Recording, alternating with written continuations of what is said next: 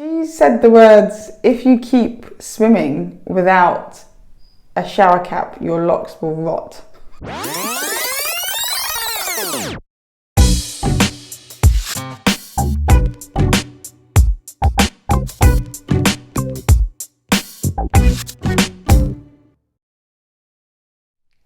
Hello, welcome back to Angie's Lock Life. If you're new here, welcome to my channel. And if you're an existing subscriber, thanks for coming back. So I'm doing this video because I thought I would share some nuggets of knowledge that I have learned this week. So I'm sharing the knowledge as I learn it. So last year I signed up to the gym and I've been going very, very regularly. And my gym has a sauna, a steam room, a swimming pool. So I do a class, use the machines, and then I've earned my right to be, in the sauna, and I go for a swim. And it's a good way to kind of unwind those muscles that you've kind of tightened up from those classes. So I was all happy and I was living this life of freedom. So I thought that, I could be quite carefree. And I was like, oh, I don't need to worry about my hair. I thought I could just I was enjoying this life of just going straight into the swimming pool, and I'd usually let my hair down. I'd kind of saturate it with water before I go in into the sauna, because obviously it's just good etiquette to shower before you kind of go into the sauna, into the jacuzzi, etc. So I'd shower my hair would be a bit wet, and then I'd go for a swim, and I was pretty much just going in as however my hair was. If my hair was tied up, I was going in with my hair tied up. If my hair was down, I would go with it down. And I was just living this carefree life, thinking that because I've got locks, I don't need to do anything special. It's all good. I'm just going to go for a swim. Then yesterday, I went to my new loctician, and she was saying to me that she basically burst my bubble. So she said the words, "If you keep swimming without a shower cap, your locks will rot." And you can imagine how shocked I was to hear the words, "your locks will rot." I didn't really think that going for a swim and then shampooing my hair, which is what I was basically doing twice a week, was going to result in rotting locks. Now, I don't know about you, but I know that there is such a thing as swimming shampoo, but I thought that just regular shampoo was kind of okay. So if you're shampooing your hair, you're washing out the chlorine. Turns out not. So her advice is actually use swimming shampoo, which I've now purchased, run out and bought some, and also to wear a shower cap. So my whole carefree, just going in the water, nothing to cover my hair. I guess what she's saying is if you were doing that as a one-off, once in a blue moon, you could probably get away with it. But if you're going to be going as regular as I am going, twice a week or more, or even just weekly, I suppose, you need to be covering your hair with a shower cap. So that was an interesting little lesson, a bit of a shock, a bit of a slap in the face, basically. And I think I've said this before, like, I got locks to be carefree and to not be that person that walks around with a whole bag of hair props everywhere I go. And I'm not saying that having to wear a shower cap is like that, but I was enjoying the freedom of just kind of going straight into the water, letting my hair be, and thinking that if I shampooed afterwards, I would be fine. Turns out I'm very much in danger of damaging my locks. And of course I've got the colour as well, and we all know chlorine and bleached hair do not go well together at all. So it makes sense to take a few extra steps to protect the hair. And I think my hair actually has been drying out a bit since I've started swimming. I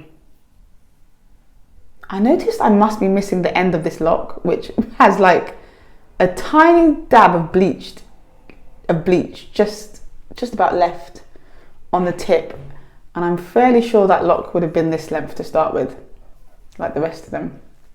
So I'm conscious that I definitely need to up my moisturising game, which, when you've spent the whole first year of Loc'd being told just add water, don't put anything in it, keep it simple. It's really, really hard to kind of reprogram your brain to now put moisture back in. So I think the message has now hit home, and I will be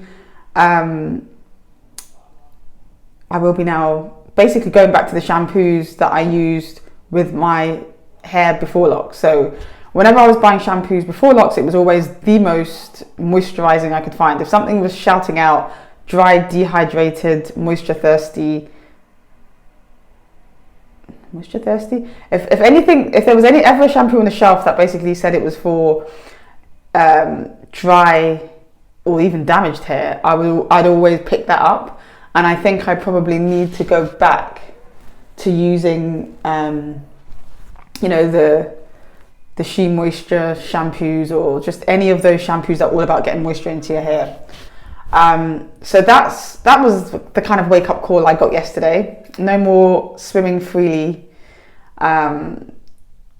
without A, a shower cap, and B, swimming shampoo to remove the chlorine. So I did have a little read about it as well, because I was like, what is it that is so special about swimming shampoo that is doing more than just a regular shampoo?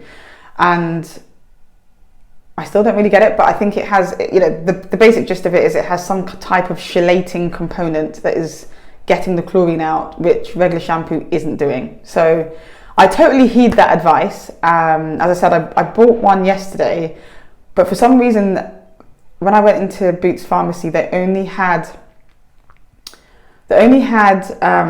some kids one.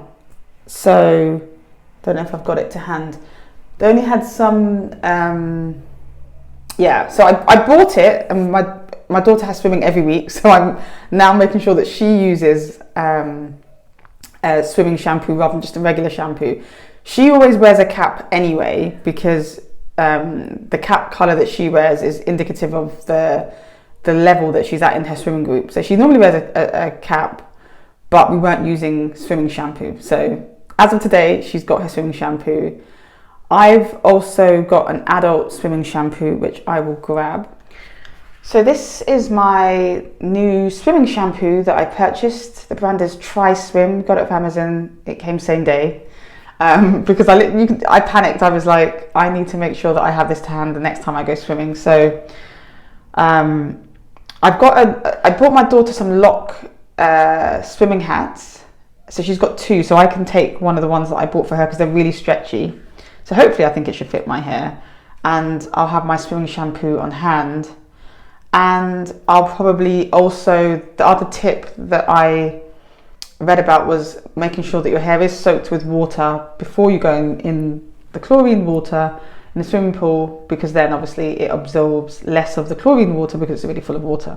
So those are the 3 tips that I'm going to be trying to incorporate now that I know better. Swimming shampoo without a doubt, because that's quite an easy change. Wearing the cap is going to be a bit annoying, because I was enjoying just being carefree. I was enjoying my wet hair, just kind of letting it do its thing, but I'll now have to wear the swimming cap and make sure I give it a good soak through to reduce the absorption. As I said, even with the bleach, I should really be upping my moisturising game, because I'm conscious that I am losing some of these ends now. Not in a drastic way, but as I said, it's just where you see ones like this. So yeah, I do think I've got to be a bit more, definitely up my moisture game. My moisture game is not where it needs to be at the moment. So I need to up my moisture game, 1 for the bleach and 2 for the chlorine that I'm now adding. So my hair is in a bit of a battle. My hair is going through some things right now.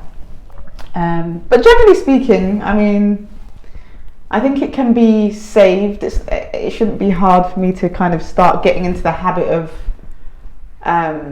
being a bit more aggressive with my moisture game. So yeah, it just means that I have to go back to being, on the moisturising like I was pre-Loc'd.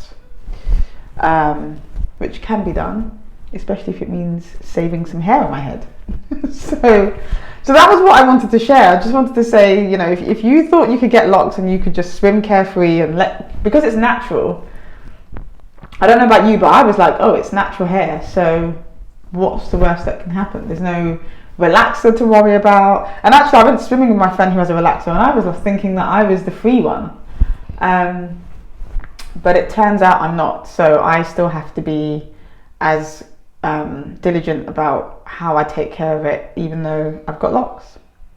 So sorry to have to be the bearer of bad news if you were in the same boat as me, thinking that you could just swim freely. Unfortunately, we have a few steps that we have to take if swimming is going to be a regular part of our week. So yes, I'm ready for my next swim with my shampoo, and I've just got to make the shower cap work. And also the other thing is, she showed me like a headband that you can put on top of the shower cap. It's kind of like it's called a swimming headband, and it goes around the perimeter and it stops water getting in through the edges, because obviously a lot of times swimming caps, water gets in anyway. So I guess the headband piece, which is a new thing that I didn't know about, that stops the water going in when you've got the cap on as well. So I guess there's an opportunity to funk up the look of the swimming cap with the headband. Yeah, so that's the reality of swimming with locks. If you already knew that, well done you. And yeah, let me know your comments in the comments box below. Thanks for watching. Don't forget to subscribe, and see you in the next video.